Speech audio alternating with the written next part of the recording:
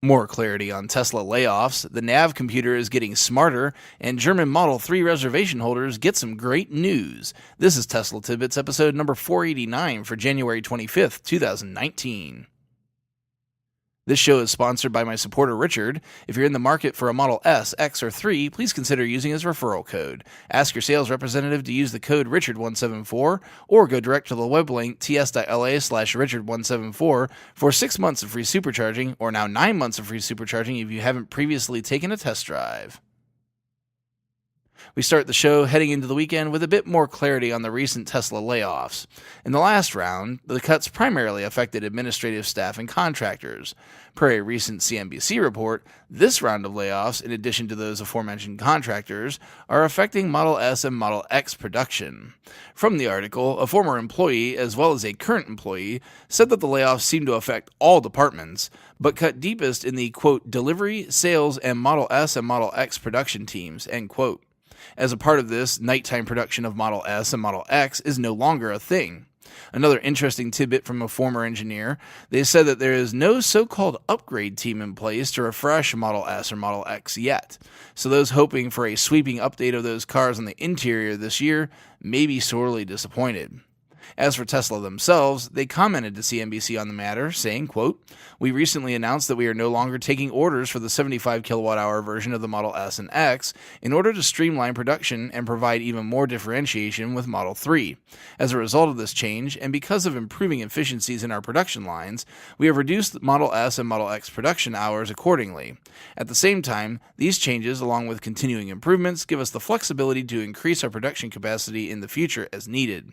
We'll be providing more details on our earnings call next week," end quote. Another bit of information coming out is the severance package being offered to the departing workers. All workers will receive a severance of 60 days pay and benefits. However, if they sign to the terms of the severance agreement, they can also receive some extra pay and benefits. Some of the items of this agreement include not disparaging Tesla in a way that could be harmful to the business itself or the business or personal reputation of those remaining. Signers will agree also to cooperate with Tesla where any claims against or by the company are concerned. They may be requested to appear in court or be deposed without Tesla needing to issue a subpoena. Signers agreed to settle any disputes via arbitration rather than suit, and lastly, signers cannot disclose the terms of their agreement.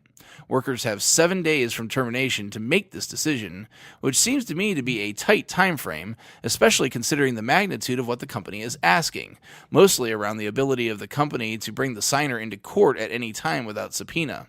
7 days is hardly enough time for those affected to contact legal representation to understand what they're giving up as a part of signing the agreement if they so chose.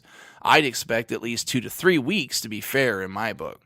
I know that they want to put this behind them and more than likely attempt to contain this financial biohazard to Q1, but this is disappointing for me. There's not really a good way to handle dismissals in my book, but there's ways to clearly handle them poorly, and this is an example. Whereas Tesla as a company has a history of doing the right thing the vast majority of the time, it would seem we have a bit of a swing and a miss here. On to some lighter and better news now, courtesy of Electrek. Owners of the cars know what a convenience the nav system is on trips, as it routes you to your destination while ensuring you hit superchargers as needed to keep the car rolling. One other thing that owners will tell you is that you need to build a bit of fudge room into the calculations it gives you for your state of charge when arriving at your next stop. But eagle-eyed owner Keith Trice noticed a change last month in the Model S user manual with new language around this function. Quote, "The calculation is an estimate based on driving style, predicted speed, etc., and environmental factors, elevation changes, weather, etc." End quote.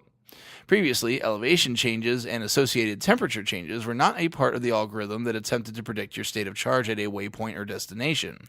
Tesla said that they believe that this will especially be more accurate in cold weather situations. With my commute, I certainly have a good measuring stick, so I'll give it a test out and back next week on all 3 days and let you know what the results are. I know it's anecdotal and your mileage may literally vary, but at least it's one data point that you can have in your arsenal. Lastly, this week, from the Twitter account of @Mr. and Mrs. T on Tour, German Model 3 reservation holders get some great news. Quote, "Good news. Shortly before the official delivery start in Germany, the Model 3 was added to the list of eligible electric vehicles. Thus, an environmental bonus of €4,000 can be requested. That's an important move forward." End quote. That certainly is an important move forward. Anytime EVs get some benefits, it gets them in more people's hands, which is a good thing for everyone on the planet. That'll do it for this week. Before I go, let me take a moment to tell you about the show's newest sponsor, Foam Daddy. Foam Daddy is a nationwide company that sells and rents foam and snow machines. They're also proud to announce the arrival of the Real Snow Machine. This allows anyone to produce real snow in any temperature. Check them out at foamdaddy.com. My many thanks as well to our super patrons supporting the show at the $10 plus level at patreon.com/Tesla Tidbits. They are John Walthour, Drew Schuyler, John Waller, Ryan Scarborough, Lee Sweet, William Henry Crew III, Dorian Steve Guberman, Bruno Kundichi, Joey Boots, Ralph and Cheryl Waterhouse, Adam Raymer Brown, Megawatt Photovoltaic Development, Todd Sullivan, Robert Healy, Mitch Long, Zortec LED Canada, Morven Ogg, Blake Thompson, Raymond and Deborah Malkowitz, T Sportline, Michael Pastroni, Travis and Cheyenne Rush, Cookie UK, Chris Hovis, Craig Murphy, and Vicky Kirk.